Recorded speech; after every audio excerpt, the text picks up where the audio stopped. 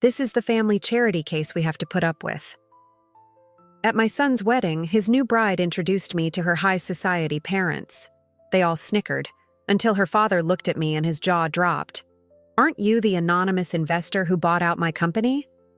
I'm so glad you're here. If you're watching this video, please give it a thumbs up, subscribe to the channel, and let me know in the comments where you're from. I want to see how far my little story of vindication has traveled. My name is Carol Peterson, but everyone just calls me Carol. I have spent the last 20 years mastering the skill of being deliberately ordinary, which turned out to be the perfect training for what was about to happen. My son Mark had been dating Tiffany for a year, and I'd only met her a handful of times. In each brief meeting, she'd ask me pointed questions about my simple lifestyle and whether I had a plan for my finances as I got older. The wedding was a sight to behold. I'll give her that. The Hamilton estate was a sprawling property in the Illinois countryside, with a private ballroom that could fit 400 guests and gardens that must have cost a fortune to maintain. Tiffany glided down the aisle in a gown that surely cost more than my car, and Mark looked happier than I had seen him since his father Frank passed away. I picked my own outfit with great care.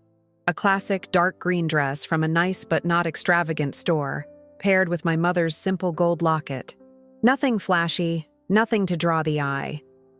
I learned a long time ago that the secret to staying private is to look just like people expect you to. A widow living a quiet, comfortable life on a university professor's pension and his life insurance. The ceremony was lovely, though I couldn't ignore how Tiffany's mother, Eleanor, kept sizing me up as if I were a piece of mismatched furniture. But it was at the reception that the whole world shifted. The Hamilton family had spared no expense. There were champagne fountains, a string quartet, and enough food to feed a small town. I was at a table near the back, watching my 33-year-old son dance with his new wife, when Tiffany came over with her parents in tow.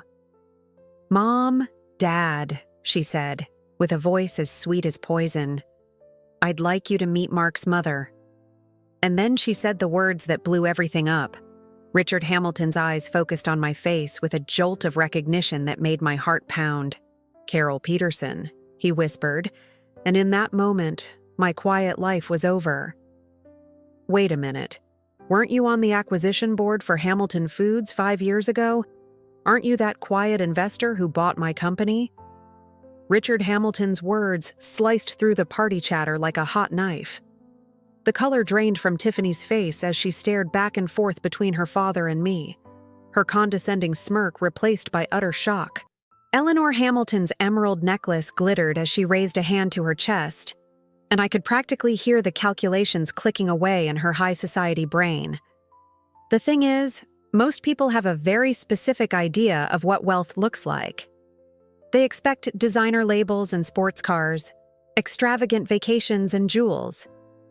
They don't expect a woman in a simple dress who buys her groceries at the local market and drives a sensible sedan. And that's exactly what I've relied on for the last 2 decades. It all began with a discovery by my late husband, Frank. He was a food scientist at a university, and he developed a natural preservative that revolutionized how long fresh produce could be stored. We were both academics, Frank and I living a modest life in a small college town. When Frank perfected his formula in 2005, we thought it might help us pay off the mortgage a little early. We never dreamed we were sitting on a jackpot. The patent was sold in 2008 for $20 million. Mark was 21 at the time, just starting his graduate program in architecture, full of ambition to make his own way in the world. That same day, Frank and I made a choice that would define the rest of our lives. We told Mark we'd gotten a nice sum, enough to be secure, but nothing crazy. He never questioned it. He likely imagined it was $1 million or $2 million at best. What Mark didn't know was that the $20 million was only the seed. Frank and I took that money and invested it. First in safe index funds, then in emerging biotech companies as we learned the ropes, agricultural land in developing regions, and green energy startups. Frank had a knack for seeing potential where others saw risk. By the time he passed away 8 years ago in 2017, our portfolio had grown to over $700 million. $700 million. A portion of which I used to acquire Hamilton Foods 3 years after Frank's death. The irony was almost too much to bear. While Tiffany was looking down her nose at me and hinting that I might need financial help, I was the anonymous investor who had saved her father's company from bankruptcy. The same company he nearly ran into the ground with risky expansions and poor financial planning, forcing him to sell to what he thought was a large investment group. That group was a holding company controlled by me. I bought Hamilton Foods not for glory, but because its foundation was solid despite Richard's blunders. It had good distribution channels, loyal employees, and a strong brand. With proper financial leadership, it was thriving again. The man whose daughter had just introduced me as the family's charity case had been collecting a handsome salary paid for by my business decisions for the last 5 years. "I'm sorry," I said, my voice low, looking right at Richard. "I think you have me confused with someone else." But we both knew he didn't. I could see the memory flicker in his eyes of that boardroom where I sat quietly, letting my legal team handle the details. Back then, he'd dismissed me, probably assuming I was just an assistant or a formality. Now, as Tiffany gaped at us with growing horror, I knew my carefully constructed privacy was about to shatter. The next morning, I was in my quiet little house, sipping tea from my favorite chipped mug, while Mark paced my living room floor like a trapped tiger. He'd called me at dawn, demanding an explanation I didn't know how to give. I hadn't slept at all. My mind was a loop of Richard Hamilton's stunned face and the sheer panic in Tiffany's eyes. "Mom, I need you to tell me what was going on last night," Mark said, pushing a hand through his hair in a gesture of total frustration. "Richard Hamilton cornered me after you left. He started asking me all these strange questions about Dad's patents and your finances. I had made a quiet exit after Richard's outburst, saying I felt unwell. The truth was, I needed to think. 20 years of guarded privacy had vanished in a flash, and I had no idea what to do next. Mark was so different from his father. Frank had been quiet and strategic. Mark was passionate and straightforward. "What kind of questions?" I asked, though I had a good idea. He was asking about Dad's research, whether you were involved in any big investments, about what our family's finances were really like. Mark stopped pacing and looked at me with those honest blue eyes he got from Frank. "Mom, he acted like you were some kind of corporate raider." It was bizarre. Suddenly, my tea tasted like dust. This was the conversation I had always known might come and always hoped wouldn't. Mark had built his career as a successful architect on his own merit. He had earned every award, bought his condo with his own savings, and lived well but not lavishly because he believed those were the values we had taught him. How could I tell him that while he was working 70-hour weeks to win a contract, I could have bought the entire development firm without blinking? That while he was saving for a down payment, I was managing a fortune larger than the GDP of a small country? "Mark, sit down," I said softly. "There's something we need to discuss." But before I could go on, my phone buzzed. A text from Tiffany. "Carol, I believe it's time we had lunch. There are some family matters Mark and I would like to clarify with you." I showed the phone to Mark, and his expression hardened from confusion to suspicion. "What does she want?" he asked. I had a very good idea. Tiffany Hamilton was not the type to let a mystery lie, especially a multi-million-dollar one.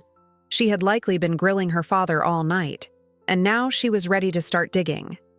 The real question was, how much could Richard have pieced together from one meeting 5 years ago? "I think," I said, choosing my words with care, "that your new wife is much more resourceful than we ever imagined." Just then, Mark's phone rang. Tiffany's name was on the screen. He answered, and I could hear her voice, bright and artificially sweet. "Mark, darling, I was thinking we could all go out for lunch. There are some family finances I'd love to go over with your mother, now that we're all one big family." When he hung up, Mark looked at me with the same face he used to make as a boy when he knew I was hiding his Christmas presents. "Mom, is there something you haven't told me about our family?" Outside my window, the world went on as normal. People walked their dogs, kids rode their bikes. I longed for that simplicity. Everything, I finally admitted. I need to tell you everything. Tiffany had booked a table at the most exclusive restaurant in Chicago, arriving a full hour early. She was already seated at a prime table overlooking the lake when Mark and I arrived. She was wearing a crisp white power suit that I recognized from the pages of a business magazine. "Carol, Mark, thank you for coming," she chirped, standing to give us air kisses. Her smile was blinding, but I saw the sharp, analytical glint in her eyes as she took in my simple wool coat and modest handbag. I went ahead and ordered a bottle of champagne for the table to celebrate our families coming together. It was a vintage that cost nearly $1,500. Tiffany was clearly making a statement. "How thoughtful, dear," I said as I took my seat. "Though it's a bit extravagant for a simple family get-together, don't you think?" "Oh, I don't think there's anything simple about our family anymore," she replied, her smile fixed in place. "I had a very long talk with Daddy last night about his business history. He told me the most interesting things about hostile takeovers and anonymous shell corporations." Mark looked between us, a storm gathering on his brow. "Tiffany, what does any of that have to do with my mom?" She ignored him, her attention locked on me. "You see, Carol, I went to business school at Northwestern. I find corporate finance fascinating, especially the clever ways people use holding companies to maintain their privacy. Dad mentioned that when Hamilton Foods was acquired, the buyer was surprisingly elusive." I took a sip of water and said nothing. I would let her play her hand. "The thing about elusive investors," she went on, "is that they typically have something very big to hide. Usually, it involves a fortune they'd rather the public and the IRS not know about." "That sounds logical," I replied evenly. Tiffany leaned forward, her voice dropping to a conspiratorial whisper. "Dad said the woman at the final meeting was unassuming, dressed simply, and let her lawyers do all the talking. But he said she had the quiet confidence of someone who was used to getting her way." Mark was now staring at me, the pieces visibly clicking together in his mind. "Mom." Before I could respond, Tiffany slid her phone across the table. It was an old article from a financial journal about the sale of Hamilton Foods, with a grainy photo from the signing. There, sitting between two men in suits, was a woman in a dark green dress, her face partially obscured. "The photo is terrible," Tiffany remarked. "But the woman's posture, the way she holds her head, it's a dead ringer for you, Carol." The silence that followed was heavy. Mark stared at the photo, his face pale with a dawning horror. I had to give Tiffany credit for her detective work, but I could also feel the quiet world I'd built for myself turning to dust. "What a remarkable coincidence," I said at last. "Isn't it?" Tiffany's smile was now sharp as a razor. "Coincidences are funny things. Like how my family's financial troubles started right around the time some mystery buyer paid $500 million for my dad's company. Or how that investor vanished without a trace after the sale, almost as if she had a secret to protect." Mark put his champagne flute down, his hand shaking slightly. "Mom, please tell me this is some kind of crazy mistake." I looked at my son, the man I had raised to be honest and hardworking, and I knew that 20 years of loving deception had finally run their course. "Mark, there are some things about your father's research and our finances that I never shared with you." Tiffany's look of triumph was sickening, but as I watched her relish her supposed victory, I had a feeling she had no idea what kind of hornet's nest she had just kicked. 3 days later, I was in my lawyer's office downtown, watching David Chen sift through the files I'd asked him to pull. The lunch with Mark and Tiffany had ended with my son walking out, speechless with anger and betrayal, while his new wife made thinly veiled threats about family financial transparency. Now, I needed to know what I was dealing with.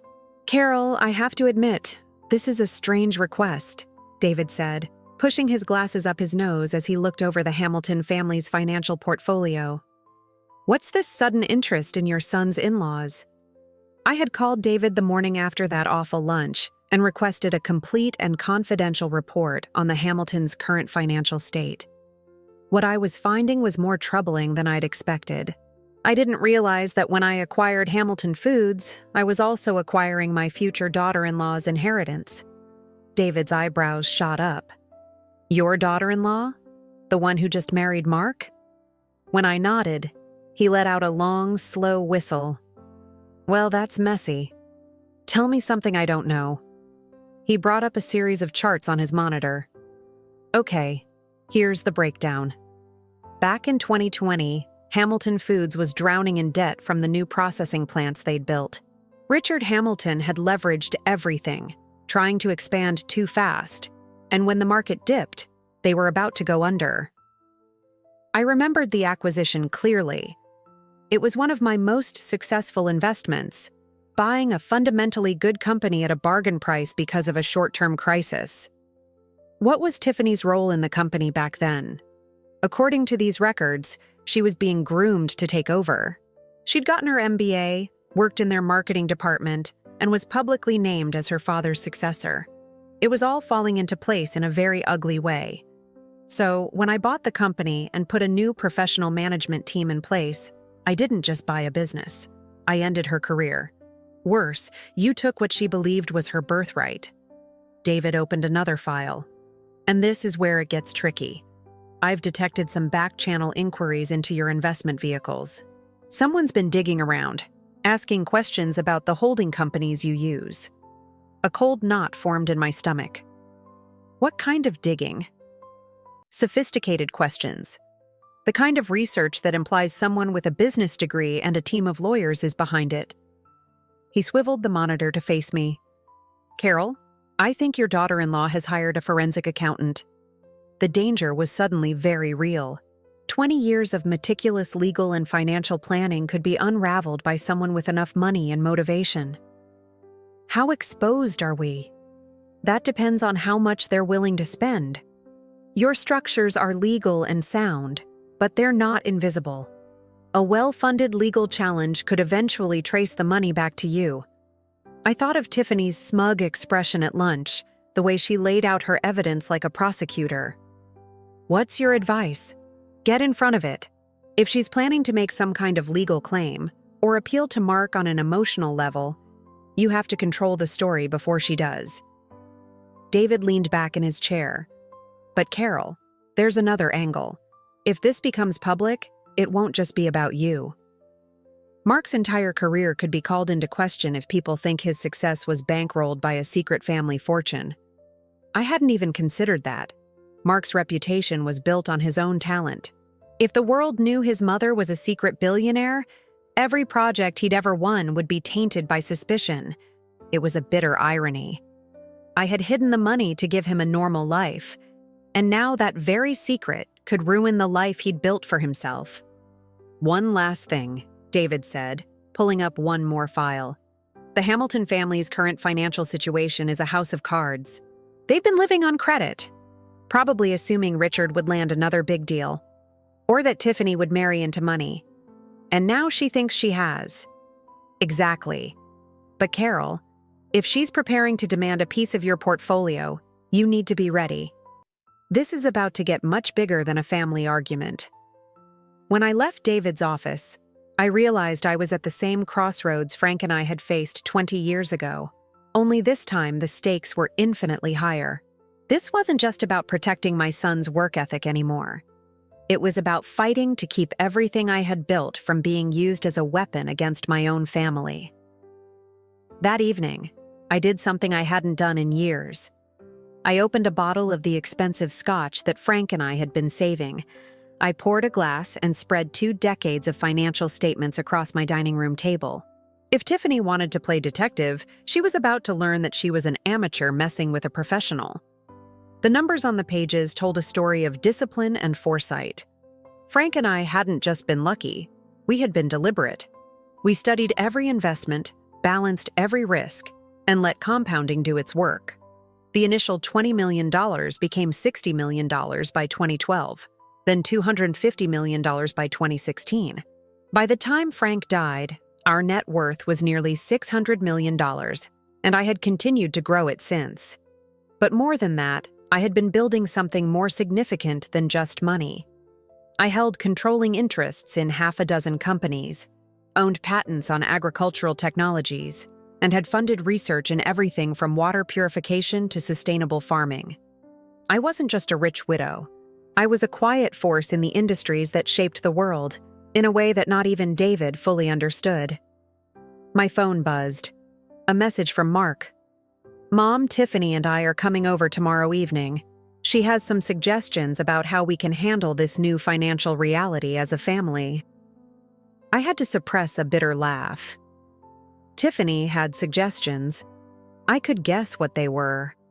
Something involving trusts and board seats and a partnership approach to my wealth. What she failed to grasp was that I had been managing hostile takeovers for longer than she'd been out of college. I opened the files David had given me on the Hamiltons' finances. Their situation was even more desperate than I'd thought. The family estate was mortgaged to the hilt. Their stock portfolio had been liquidated to fund their lifestyle, and they had massive personal debts, all secured against Richard's reputation. Richard believed he had retired a wealthy man from the sale of his company. The reality was far different.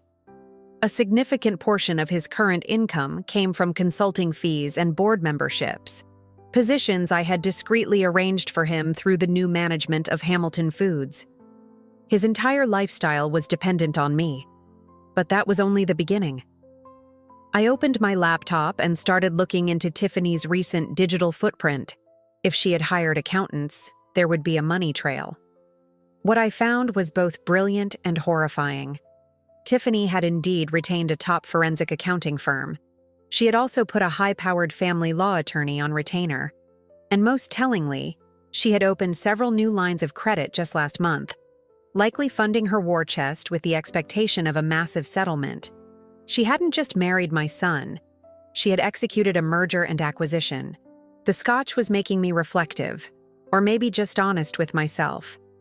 I had spent 20 years as the quiet, unassuming widow, letting the world see what it wanted to see while I built an empire in silence. But Tiffany's little stunt at the wedding had changed the game. I was tired of being underestimated. I was done with it. Tomorrow, when Mark brought his ambitious wife over to present her suggestions for our family's future, I was going to give her a masterclass in who, exactly, she had chosen to take on. Because Carol Peterson, the quiet investor, was about to become Carol Peterson, the master strategist. And I had been winning games for 20 years that my opponents never even knew they were playing. Mark and Tiffany arrived at my house the next evening, carrying an air of tense anticipation. I had set out a simple plate of cookies and a pot of tea. Nothing to hint at my real resources. "Mom, thank you for seeing us," Mark began, his voice strained. "I know things have been difficult." Tiffany was dressed for business in a severe gray suit. The folder she carried and the way she took a seat in my armchair radiated corporate confidence. "Carol, I'd like to begin by saying that this is all in the family's best interest," she said smoothly. "We are a team now." I almost choked on my tea. "Of course, dear. What did you want to discuss?" She opened her folder, which contained several professionally bound documents. Well, after our revealing lunch, I felt it was best to propose a more structured approach to our family's financial future. Structured? How? "Tiffany has some ideas about how we can organize things to everyone's benefit," Mark added, looking deeply uncomfortable. "The reality is, Carol," Tiffany began, "that generational wealth requires strategic, multi-generational management. Mark and I have been discussing a framework that would protect your assets while also providing transparency for our future planning." There it was, the pitch. I took a slow sip of tea and waited. "We've been thinking about creating a family foundation," she said. "It would be a wonderful vehicle for charitable giving, offering significant tax benefits, and helping us coordinate our investment strategy." She slid a document across the table. It was a preliminary legal proposal. I've already had a lawyer draft some initial thoughts on a charter. The audacity was breathtaking. She discovers I'm wealthy and immediately hires a lawyer to draft a plan to control my money. It sounds very well thought out. The foundation would be governed by a board of trustees, she continued, hitting her stride. You, me, Mark, and any future children we have. It would give us all a say in how the family's resources are allocated. Mark was looking at the proposal, his face a mask of bewilderment. Tiffany, this seems a little fast. Actually, Mark, I think your wife has been very proactive, I said calmly. Tell me, Tiffany, what did you envision for the initial endowment of this foundation? Her eyes lit up. Well, to be taken seriously in the philanthropic world, I thought an initial seed of about $100 million would be appropriate. $100 million. From the woman who'd treated me like a poor relation a week ago.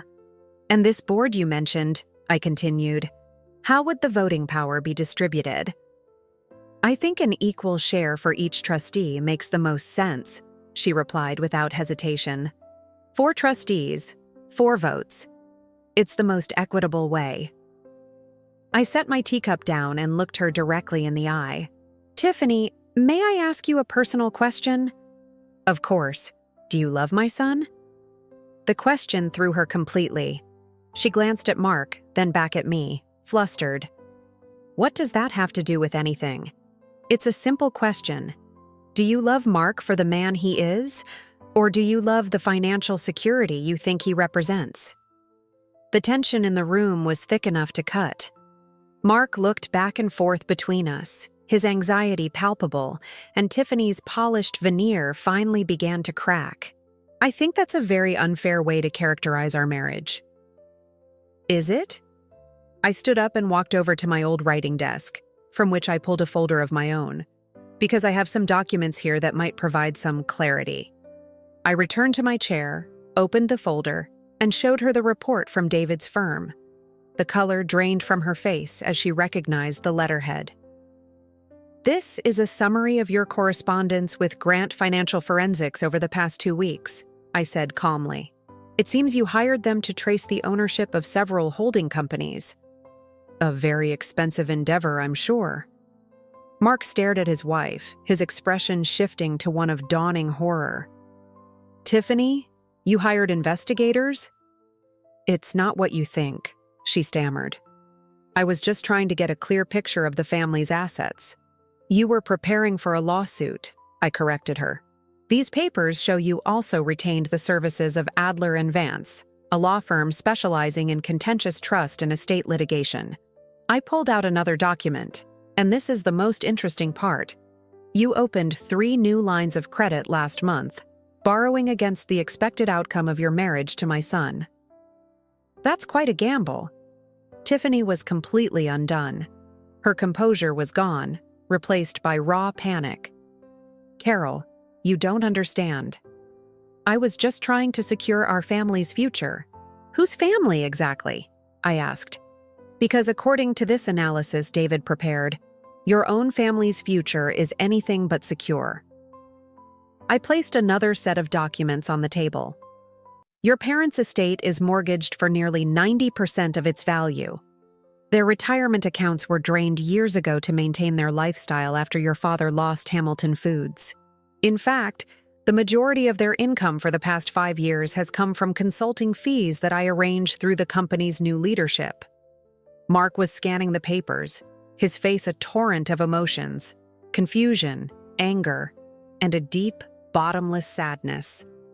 Mom, how did you find all of this? Because, Mark, when someone declares war on me, I make sure I have better intelligence. And what I've learned is that your wife's family has been living a lie for years, funded by money they didn't have and my generosity. Tiffany finally found her voice, though it was shaking. That doesn't change the fact that we are a family. We should be working together on this. You're right, I said, standing and walking to the window. We should be. I turned to face them. The only question is what kind of work you had in mind. Because from where I'm standing, it looks like you discovered I had money, and you immediately drew up a plan to take it. Not to help, not to contribute, but to seize control. That's not true, Jessica protested. Isn't it? I pulled one final page from my folder. This is a transcript of a recorded call you made to your college friend 2 months before you even met Mark.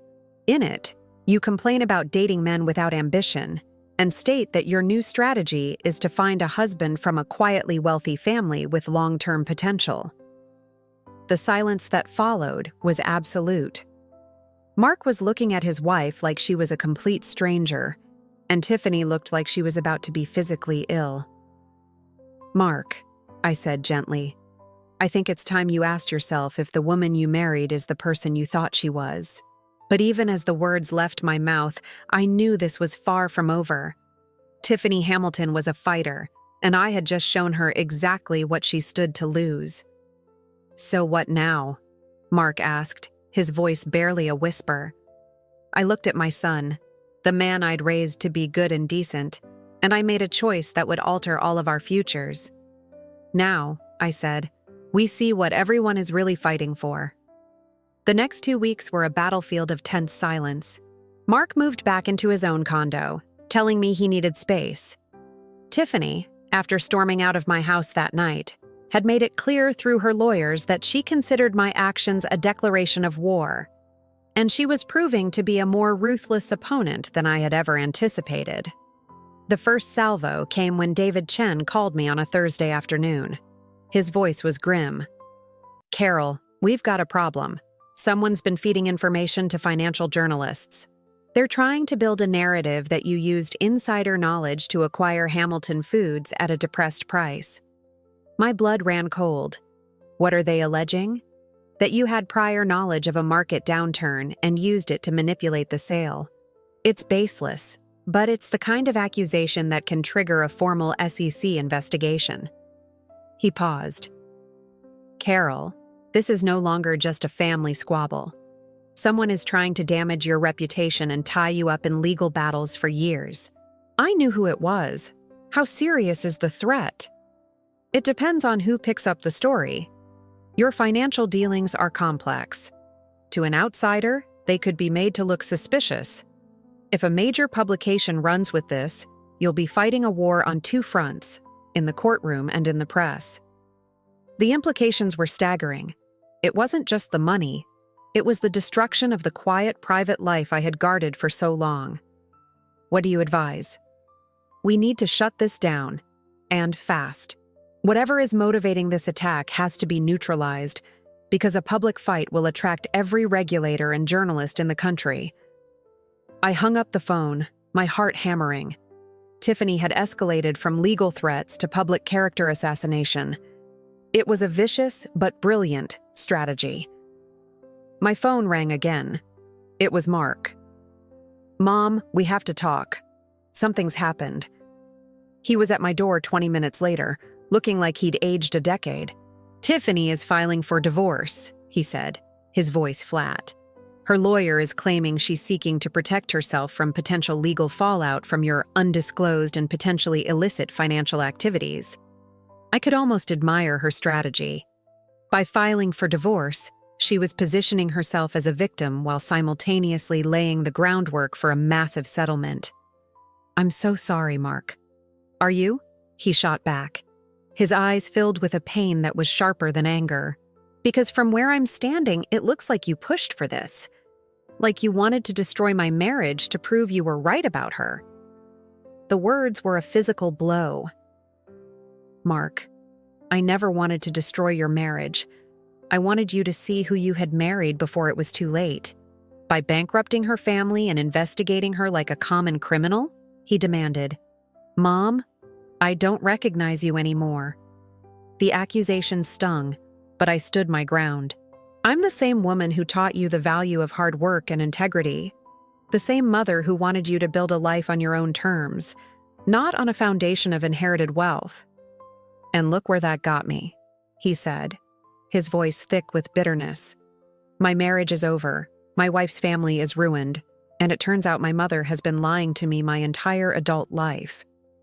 I wanted to reach out and comfort him, to tell him it would be okay, but the chasm between us felt a mile wide. "Mark, there's more.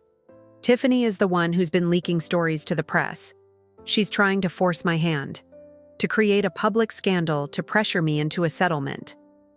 He just stared at me. What does that mean? It means this is not over. This is war. And you need to decide, right now, if you're on my side, or if you're going to stand by and watch her burn down everything your father and I built to protect you. The silence in the room was deafening. Finally, Mark looked at me, a flicker of his old self returning to his eyes. What do you need me to do? The meeting was held in David Chen's largest conference room the following Tuesday. It was me, Mark, Tiffany, her lawyer, Ken Vance, and her parents, Richard and Eleanor. The atmosphere was colder than a tomb. Let's get straight to the point, Ken Vance began, his voice smooth and predatory. My client has discovered that Mrs. Peterson has engaged in a long-standing pattern of financial concealment, while knowingly allowing her son's new family to face financial ruin. This constitutes extreme emotional and financial distress. David, sitting next to me, responded without emotion. Mr. Vance, Mrs. Peterson's financial planning is her private affair.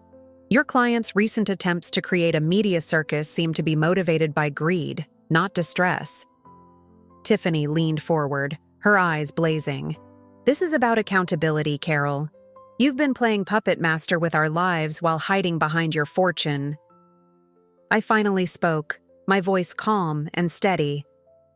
Tiffany, I have never pulled a single string in your life. I invested in companies. I built a portfolio. I kept my affairs private. None of that is a crime. You destroyed my father's legacy, she fired back. Your father nearly destroyed his own legacy, I replied evenly. I saved his company.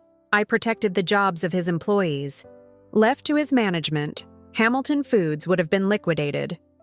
Richard Hamilton, who had been sitting silently, finally spoke. Mrs. Peterson, while I'm grateful the company survived, you can't deny you were deceptive in how you inserted yourself into our lives. Strategic, yes. Deceptive, no. You sold your company on the open market. You never asked about my personal life, and I had no reason to offer the information. Vance slid a thick binder across the table. Mrs. Peterson, we have compiled a file documenting your interference.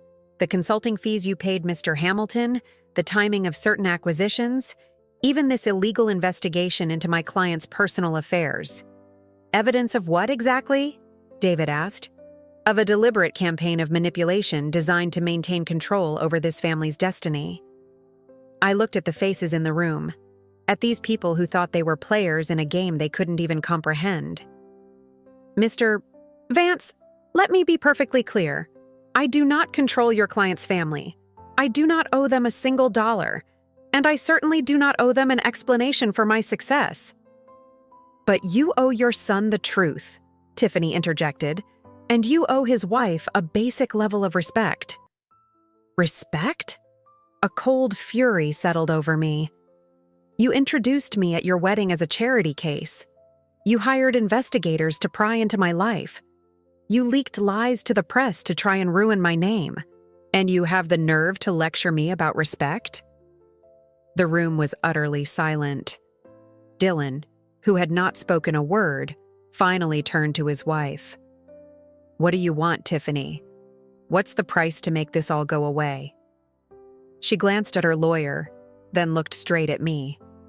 We want a legally binding family financial charter, a trust that ensures a fair distribution of the family's assets. What does fair mean? David asked. Vance produced another document. We propose the establishment of a family trust, endowed with a significant portion of Mrs. Peterson's assets. We believe a contribution of $150 million is appropriate, to be managed by a board with equal representation from both families. I actually laughed. You want me to place my assets into a trust that is co-managed by the people who are actively trying to destroy me? We want an arrangement that acknowledges the harm done and protects everyone's future, Tiffany said. I stood up and walked to the massive window, looking down at the city below. I have a counteroffer, I said, turning back to face them. Tiffany, you have 48 hours to retract every statement made to the press and withdraw all pending legal actions. In return, I will provide a one-time final settlement that will allow you and your parents to live comfortably for the rest of your lives. What kind of settlement? Vance asked, his eyes gleaming. $10 million. In exchange, you will sign a non-disclosure agreement and a legal covenant promising to never again contact me or my son. The room was stunned into silence. Mark stared at me, his mouth open.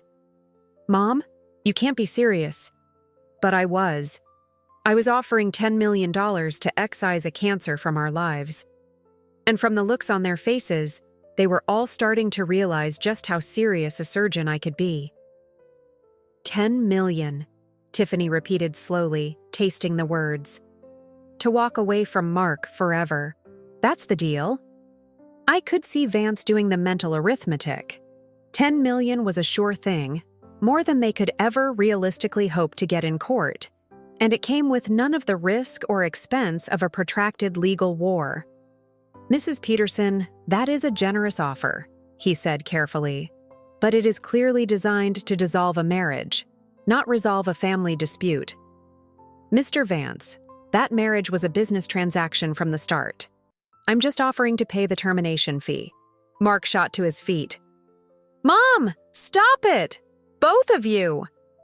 He looked around the room, his face a mask of disgust. This is my life. You're sitting here haggling over my marriage like it's a corporate asset. And isn't that what it became? I asked him softly. He turned to Tiffany, his voice cracking with a pain that tore at my heart. Tiffany, I have to know. Did you ever love me? Or was I just an investment? The silence stretched on for what felt like an eternity. Mark, that's not a fair question, she finally whispered. It's the only question that matters. I watched my son's face crumble as he waited for an answer she would never give. In that one moment of silence, 2 decades of careful planning, of secrets and sacrifices, all came into focus. $10 million, I repeated, my gaze locked on Tiffany. In addition, I will see to it that your parents' mortgage is paid off and that your father's consulting contract is renewed. You sign the papers, and you disappear from our family. And if I don't? I smiled. For the first time since the wedding, it was a real smile. Then you get nothing. Your parents lose their home, your father loses his income, and I will spend the next 10 years of my life and $50 million of my money making sure you lose every single lawsuit you file. Vance was whispering frantically in Tiffany's ear, no doubt laying out the brutal logic of her situation. 10 million in cash versus a decade of legal warfare with an opponent who had limitless resources and nothing to lose. I need to think about it, Tiffany finally said.